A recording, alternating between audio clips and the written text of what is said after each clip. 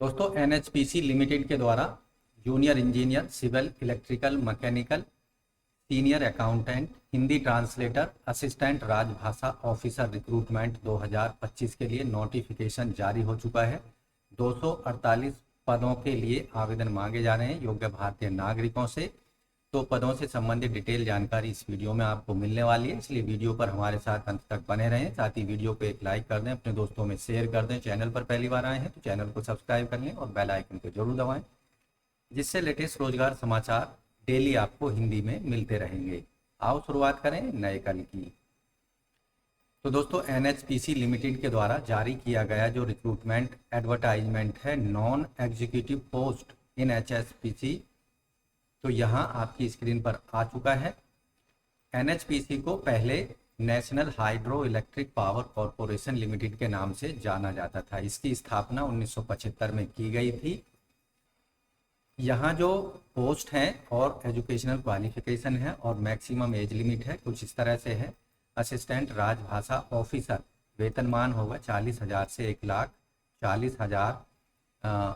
Educational qualification master degree होनी चाहिए आवेदक के पास में किसी भी यूनिवर्सिटी से हिंदी सब्जेक्ट में, इंग्लिश सब्जेक्ट एक इलेक्टिव सब्जेक्ट या के रूप में डिग्री लेवल पर आवेदक ने पढ़ा हो, या फिर मास्टर डिग्री हो किसी भी रिकॉग्नाइज्ड इंडियन यूनिवर्सिटी से इंग्लिश सब्जेक्ट पे जिसके अंतर्गत हिंदी सब्जेक्ट एक इलेक्टिव सब्जेक्ट के रूप में डिग्री लेवल पर आवेदक ने पढ़ा हो। मैक्सिमम एज लिमिट है 30 साल। टोटल वैकेंसी है इसके अंतर्गत 11। बैकलॉग की वैकेंसी है एक एससी की, एक एसटी की और 3 ओबीसी की।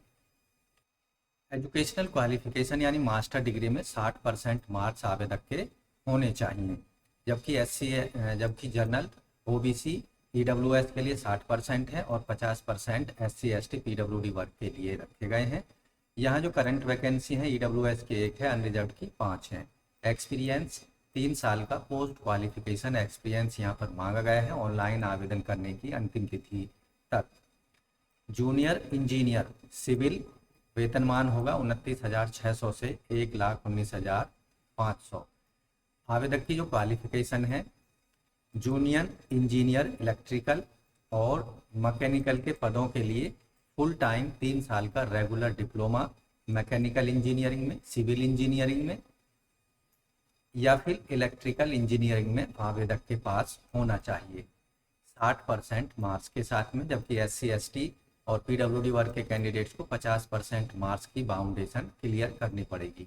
अधिकतम आयु सीमा है 30 साल। टोटल वैकेंसी है 109, जिनमें से बैकलॉग की एससी की 3, ओबीसी की 6 हैं और जो रेगुलर करंट वैकेंसी है एससी की 13 और ये जूनियर इंजीनियर सिविल की पोस्ट है 109, जिनमें से रेगुलर वैकेंसी एससी की 13, एसटी की 5 और ओबीसी की 16, ईडब्ल्यूएस की 15, अनरिजर्व की 51 पोस्ट हैं, जबकि जूनियर इंजीनियर इलेक्ट्रिकल के 46 पोस्ट हैं, जिनमें से एक पोस्ट बैकलॉग में एससी और ओबीसी की है। करंट वैकेंसी एससी की 8, एसटी की 2, ओबीसी की 10, ईडब्ल्यूएस 2 और अनरिजर्व की 12 है। इसी तरह जेई मैकेनिकल के लिए टोटल पोस्ट हैं 49, जिनमें से ओबीसी के 3 बैकलॉग की पोस्ट हैं। करंट पोस्ट हैं एससी की 9, एसटी की 3, ओबीसी की 11, ईडब्ल्यूएस की 5 और अनरिजर्व की 18। इसी तरह जूनियर इंजीनियर ई&सी की टोटल पोस्ट हैं 17, जिनमें से एक ओबीसी की बैकलॉग की वैकेंसी है, एससी की 2, एसटी की 1, ओबीसी के 4, ईडब्ल्यूएस का 1 और अनरिजर्व की 8 पोस्ट हैं रेगुलर पोस्ट के अंतर्गत। जूनियर इंजीनियर ई&सी के अंतर्गत आवेदक के पास फुल टाइम 3 साल का regular diploma electronics and communication engineering में 60% मार्क्स के साथ होना चाहिए।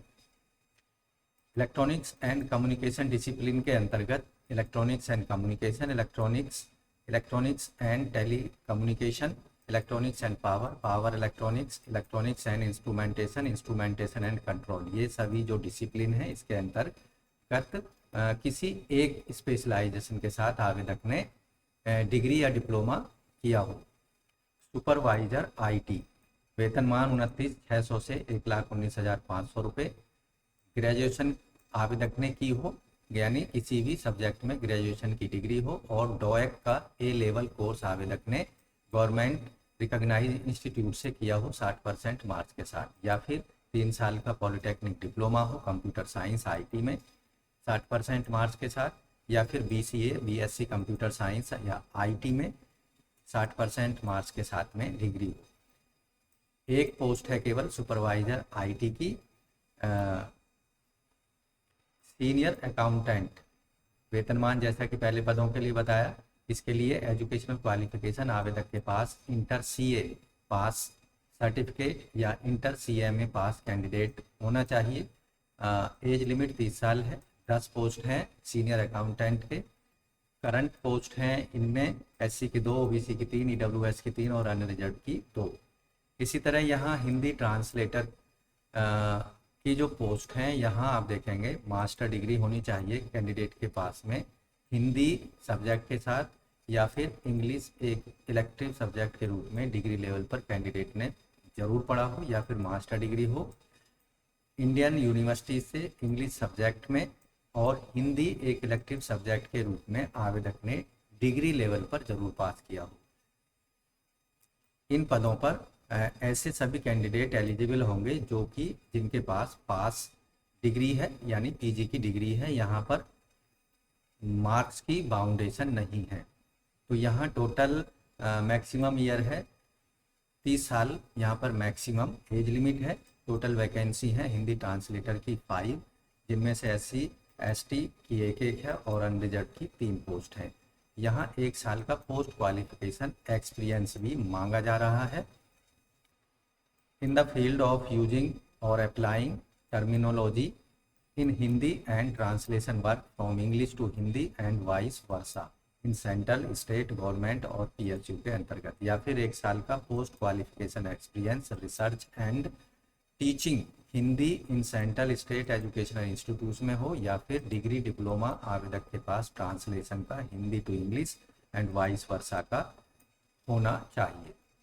तो यहाँ सेलेक्ट होने वाले कैंडिडेट की जो पोस्टिंग है ऑल ओवर इंडिया में कहीं भी दी जा सकती है। इसके साथ साथ अब्रॉड यानी विदेशों में पोस्टिंग दी जा सकती है। Application fees NHPC limited recruitment 2025 के लिए जनरल ईडब्ल्यूएस ओबीसी कैटेगरी को non refundable fees online mode में पेमेंट करनी होगी, जिसमें 600 रुपये एग्जामिनेशन फीस है प्लस टैक्सेस 18% लगाकर एक 708 रुपये फीस पेमेंट करनी है। जबकि ऐसे कैंडिडेट जो SC ST PWD ex serviceman और सभी वर्गों की महिलाएं हैं, उन्हें कोई फीस पेमेंट करने की आवश्यकता नहीं है। फीस का पेमेंट केवल ऑनलाइन मोड में credit card, debit card, net banking के माध्यम से किया जा सकता है। इन सभी पदों पर जो सिलेक्शन प्रोसेस होगा, रिटन एग्जामिनेशन का आयोजन किया जाएगा एनएचपीसी लिमिटेड के द्वारा, जो कि ऑनलाइन मोड में कंप्यूटर आधारित होगा।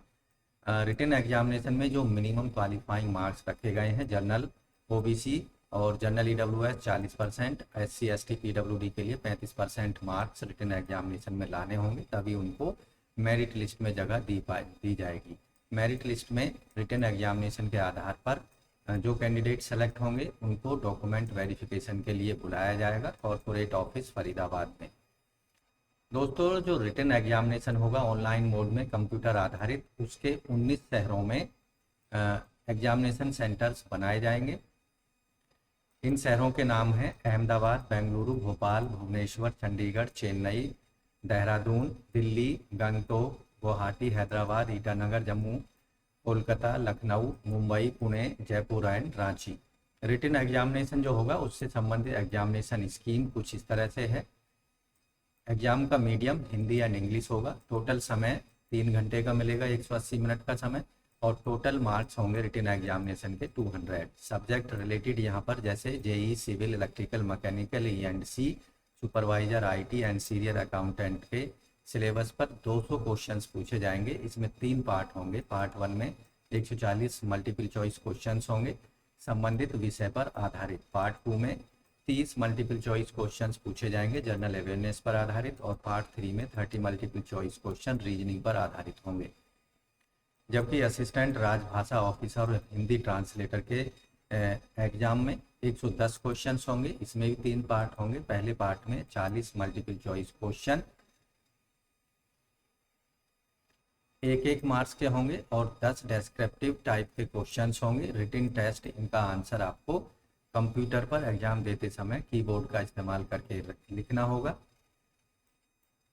पार्ट सेकंड जो होगा इसमें 30 मल्टीपल चॉइस क्वेश्चन होंगे जनरल अवेयरनेस पर आधारित, और पार्ट थर्ड में 30 मल्टीपल चॉइस क्वेश्चन रीजनिंग पर आधारित होंगे। हर गलत उत्तर के लिए 0.25 यानी 1/4 मार्क्स डिडक्ट कर लिए जाएंगे नेगेटिव मार्किंग के रूप में, जबकि हर सही उत्तर के लिए 1 मार्क्स यहाँ पर दिया जाएगा। अपर एज में जो रिलैक्सेशन यहाँ दिया जाएगा, पोस्ट वाइज SC/ST को 5 साल का, OBC को 3 साल का और PWD कैंडिडेट्स को 10 साल तक का रिलैक्सेशन होगा। तो अन्य जो कंडीशंस हैं, इन पदों पर अप्लाई करने के लिए आवेदक भारत का नागरिक होना चाहिए। ऐसे कैंडिडेट जो कि फाइनल ईयर या फाइनल सेमेस्टर का एग्जाम दे रहे हैं वो इन पदों पर अप्लाई करने के योग्य नहीं होंगे। तो दोस्तों इन पदों पर ऑनलाइन मोड में एप्लीकेशन लिंक जो है एक्टिवेट हो जाएगा 2 सितंबर से, और लास्ट डेट होगी अप्लाई करने की 1 अक्टूबर 2025 शाम के 5 बजे तक। तो दोस्तों NHPC लिमिटेड के अंतर्गत junior engineer electrical, civil, mechanical, J&E, senior accountant और हिंदी ट्रांसलेटर, असिस्टेंट राजभाषा ऑफिसर रिक्रूटमेंट 2025 के लिए आप अपनी शैक्षिक योग्यता के अकॉर्डिंग एप्लीकेशन फॉर्म और एप्लीकेशन फीस को 1 अक्टूबर 2025 से पहले सबमिट करा सकते हैं, केवल और केवल ऑनलाइन मोड में। इसके लिए जो ऑनलाइन एप्लीकेशन का लिंक है वो 2 सितंबर 2025 से एक्टिवेट कर दिया जाएगा। तो आप इन तिथियों के बीच ही अपने एप्लीकेशन फॉर्म को जरूर सबमिट करा दें, केवल ऑनलाइन मोड में। तो आज की वीडियो में बस इतना ही। वीडियो को एक लाइक जरूर कर दें, अपने दोस्तों में शेयर कर दें। चैनल पर पहली बार आए हैं चैनल को सब्सक्राइब कर लें और बेल आइकन को जरूर दबा दें। मिलते हैं एक नई जानकारी लिए नई वीडियो में, तब तक के लिए धन्यवाद। आपका दिन शुभ हो।